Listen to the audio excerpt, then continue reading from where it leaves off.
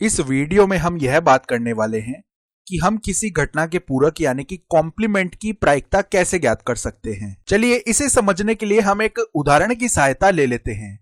तो मान लीजिए एक सिक्के को 3 बार उछाला जाता है और यहां पर घटना ए है। इसके अनुसार हमें एक ही प्रकार की 3 चीजें मिलती हैं। तो हमें यहां पर घटना ए घटित नहीं होने की प्रायिकता बतानी है, यानी कि घटना ए डैश यानी ए के पूरक की प्रायिकता बतानी है। तो मैं कहूंगा कि आप एक बार इस वीडियो को पॉज कीजिए और इसे स्वयं से ज्ञात करने का प्रयास कीजिए। अब चलिए हम साथ में मिलकर इसके बारे में सोचते हैं। तो सबसे पहले हमें प्रतिदर्श समष्टि यानी कि सैंपल स्पेस का निर्माण करना पड़ेगा।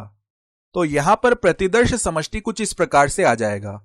इसमें 8 समसंभाव्य परिणाम यानी कि इक्वली लाइकली आउटकम्स आने वाले हैं। तो सबसे पहले घटना ए के अनुसार हमें एक ही प्रकार के 3 चाहिए। तो इसका मतलब है कि तीनों बार सिक्के पर एक ही चीज आनी चाहिए। तो यहां पर देख सकते हैं तीनों बार सिक्के पर पट आ रहा है यानी कि टेल आ रहा है, और इसी प्रकार यहां पर तीनों बार सिक्के पर चित्त आ रहा है अर्थात हेड आ रहा है। तो हम कहेंगे कि घटना ए के अंतर्गत ये दोनों आ जाएंगे।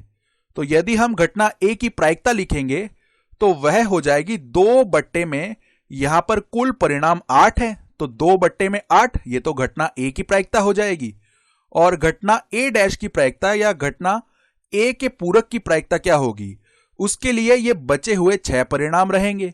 तो उसके लिए प्रायिकता हो जाएगी 6 बट्टे में कुल परिणाम है 8। तो हम लिख सकते हैं घटना ए की जो प्रायिकता है वह 2 बट्टे में 8 हो जाएगी, और घटना ए घटित नहीं होने की प्रायिकता अर्थात घटना ए के पूरक की प्रायिकता 6 बटे 8 हो जाएगी। और यहां पर घटना ए के पूरक की प्रायिकता ज्ञात करने का एक दूसरा तरीका भी हो सकता है। तो हम यहां पर एक में से घटना ए की प्रायिकता को घटा देंगे, जिससे हमें घटना ए के पूरक की प्रायिकता मिल जाएगी। अर्थात यहां पर 6 बटे 8 को हम 1 माइनस 2 बटे 8 भी लिख सकते हैं। यह 2 बटे 8 तो घटना ए की प्रायिकता है, इसको हमने एक में से घटा दिया है, तो हमें यहां पर घटना ए के पूरक की प्रायिकता यानी 6 बटे 8 मिल गई है। और यदि हम इसे व्यापक रूप यानी कि जनरल फॉर्म में लिखना चाहें तो ऐसे लिख सकते हैं कि घटना ए के पूरक की प्रायिकता बराबर होती है 1 माइनस घटना ए की प्रायिकता। अब इस चीज को हम इंट्यूटिव रूप से तो समझ रहे हैं कि यह कैसे आ रहा है, किंतु हम इसे एक्सियोम्स यानी कि अभिग्रहितों की सहायता से भी सिद्ध कर लेंगे। तो चलिए इसे करते हैं। और मान लीजिए यह हमारा प्रतिदर्श समष्टि यानी कि सैंपल स्पेस है और इसके अंदर यहां पर ए है। तो यदि ये ए है तो जो शेष भाग है यानी वह संपूर्ण भाग जो इस ए से बाहर है वह ए डैश हो जाएगा।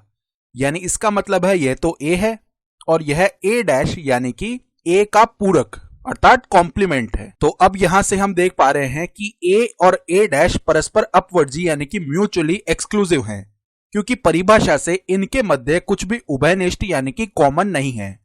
तो हम लिख सकते हैं वे परस्पर अपवर्जी हैं यानी कि म्यूचुअली एक्सक्लूसिव हैं। अब इसके साथ ही हम यह भी कह सकते हैं कि ए और ए डैश निशेष यानी कि एग्जॉस्टिव हैं, क्योंकि ये दोनों मिलकर समूह के रूप में कार्य करते हैं और इस संपूर्ण प्रतिदर्श समष्टि को समावेशित करते हैं। अब चूंकि ए और ए डैश परस्पर अपवर्जी यानी कि म्यूचुअली एक्सक्लूसिव हैं, तो हम यहां से लिख सकते हैं कि ए सर्वनिष्ठ ए डैश यानी कि A intersection A dash phi के बराबर आएगा, क्योंकि इनके मध्य कोई भी उभयनिष्ठ भाग नहीं है, तो इनका जो सर्वनिष्ठ है वह फाई आ रहा होगा। अब हम यह भी कह सकते हैं कि वे निशेष हैं यानी कि एग्जॉस्टिव हैं। तो ये दोनों समूह के रूप में कार्य करते हैं और इस संपूर्ण प्रतिदर्श समष्टि को समावेशित कर लेते हैं। तो इसका मतलब यदि ये निशेष हैं यानी कि एग्जॉस्टिव हैं तो हम लिख सकते हैं कि ए यूनियन ए डैश यानी कि ए सम्मिलन ए डैश इस प्रतिदर्श समष्टि के बराबर आएगा। चलिए अब इस दूसरे भाग के लिए हम प्रायिकता ज्ञात करते हैं। तो यहां पर ए सम्मिलन ए डैश की जो प्रायिकता है वह प्रतिदर्श समष्टि की प्रायिकता के बराबर आ जाएगी। अब देखिए अभिग्रहित 2 यानी कि एक्सियोम 2 से हम जानते हैं कि प्रतिदर्श समष्टि की प्रायिकता 1 के बराबर होती है। तो हम लिख सकते हैं ए सम्मिलन ए डैश की प्रायिकता 1 के बराबर आ जाएगी। अब देखिए हमें यह तो पता है कि ए और ए डैश परस्पर अपवर्जी हैं यानी कि म्यूचुअली एक्सक्लूसिव हैं, अर्थात इनके मध्य कोई भी उभयनिष्ठ भाग नहीं है। तो जब भी ऐसे ए और ए डैश परस्पर अपवर्जी आ रही होती हैं और हमें ए यूनियन ए डैश की प्रायिकता लिखनी है, तो हम अभिग्रहित 3 की सहायता से यह कह सकते हैं कि इस प्रायिकता को हम इनकी एकल प्रायिकताओं के योग के रूप में विभक्त कर सकते हैं। यानी कि A सम्मिलन A डैश की प्रायिकता हो जाएगी A की प्रायिकता प्लस A डैश की प्रायिकता, और यह 1 के बराबर है। तो अब देखिए यहां पर यदि हम पुनर्व्यवस्थित करें इसे, तो हमें मिल जाएगा A डैश की प्रायिकता बराबर में 1 माइनस A की प्रायिकता। तो इस प्रकार से अभिग्रहितों की सहायता से हमने इसे सिद्ध कर लिया है। अब चलिए यहां पर हम थोड़ा अभ्यास कर लेते हैं। तो हमारे सामने यह सवाल है, यदि A की प्रायिकता 2/9 है तो A घटित न होने की प्रायिकता क्या है। तो यहां पर घटना A की जो प्रायिकता है वह हमें 2/9 बताई गई है। तो घटना A घटित न होने की प्रायिकता हमें बतानी है, यानी कि A डैश की प्रायिकता हमें बतानी है। तो हम यह तो दिमाग में ही कर सकते हैं, हम इस A की प्रायिकता को 1 में से घटा देंगे। तो यहां पर देखिए 1 माइनस 2/9 यह A डैश की प्रायिकता आ जाएगी, और 1 माइनस 2/9 कितना होता है 7/9। तो हम लिख सकते हैं जो A डैश की प्रायिकता है वह 1 माइनस 2/9 यानी कि 7/9 आ जाएगी। चलिए एक और सवाल देखते हैं। तो यहां पर शब्द असैसिनेशन से एक अक्षर यादृच्छया यानी कि रैंडमली चुना जाता है। प्रायिकता ज्ञात कीजिए कि चुना गया अक्षर एक स्वर यानी कि वोवल है, व्यंजन यानी कि कॉन्सोनेंट है। तो इसे करने से पहले मैं आपको यह बता दूं कि इंग्लिश में जो स्वर यानी कि वोवल्स होते हैं वे होते हैं A, E, I, O, U। तो यदि हम चुना गया अक्षर एक स्वर होने की प्रायिकता ज्ञात करना चाहते हैं, तो चलिए सबसे पहले यह शब्द असैसिनेशन लिख लेते हैं। तो अब इसमें सबसे पहले हम अक्षरों की संख्या गिन लेते हैं। तो 1, 2, 3, 4, 5, 6, 7, 8, 9, 10, 11, 12, 13 यानी कि कुल मिलाकर 13 अक्षर हैं। अब देखिए यदि स्वर होने के लिए प्रायिकता ज्ञात करनी है तो यहां पर देख लेते हैं कि वोवल्स कितने हैं यानी कि स्वर कितने हैं।